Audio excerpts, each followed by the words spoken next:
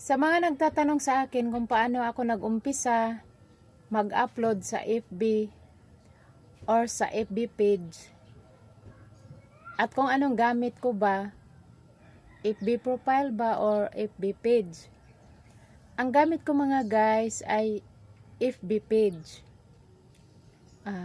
Dumiretso na kasi ako. Noong una kasi parang alanganin ako sa FB profile. Kaya yun ang dahilan kaya napunta ako sa nagawa talaga kami ng FB page ng anak ko.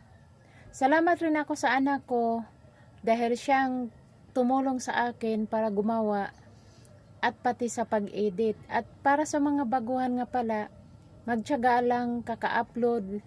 Iwasan lang muna natin ang mag-upload na may mga sounds para maiwasan natin ang maka-copyright or magkaroon ng violation sa mga hindi pa monetize. At kung sakaling pinanghinaan kayo ng loob, huwag kayong mawalan pag-asa guys. Upload na upload guys.